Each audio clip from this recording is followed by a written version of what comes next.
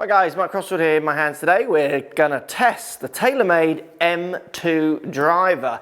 TaylorMade are quite keen to stress that this is not a replacement for the M1, it is an addition to the family. So let's welcome the new family member, M2, let's test it, let's get stuck in.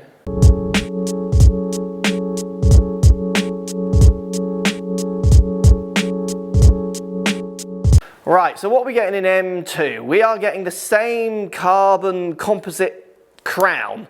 So there is weight being saved in the top, in the multi-material M, but it's being pushed all low and back in this one. So where M1 you get the sliding rails that allows you to dial a perfect CG placement into your kind of spin model, if you like, this one sets you up at 1. So the only adjustability you're going to get on M2 is around the hosel, which is going to change loft and lie a little bit, which might help you dial in some ball flight. You still get speed pockets on this one as well. 460 head, to be honest, when I look down at it from this end, it looks identical to M1. And that's what TaylorMade are stressing, is that this is not a replacement.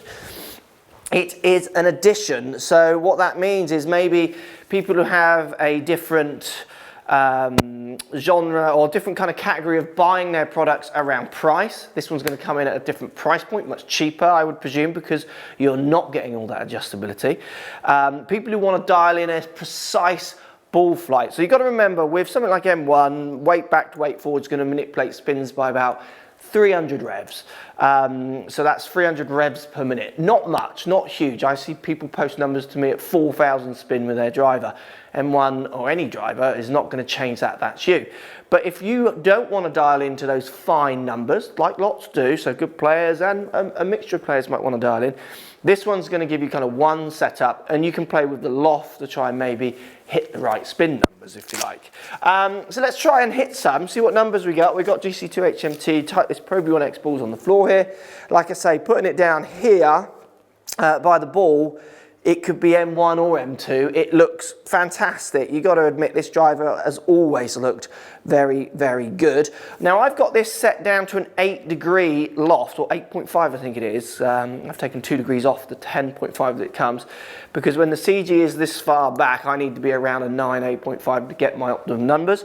So let's test it and see what we get out of it. Make that one okay. Fraction on the heel side of CG, but it's going to stay on target. So that looks like it's around the 260 mark. So 260 carry, if we just look at the spin on that one, 222. So it's quite an interesting model for me, this. M2 for me, unless you want to really dial in, which M1's going to offer, I think this one just makes a lot of sense. I just don't get... And I get this one, you know, at the price that people are talking about it's going to sell for, I get it. I totally get it. Bit more toey, that one. Didn't quite come back, unfortunately, with the toe. Be interesting if the spin drops on that. Or was it too far on the toe to get the distance? A bit shorter, was it? 258 carry. And that one was spinning at 2,090 revs less, so pretty much the same, 2,200. Let's give it another hit.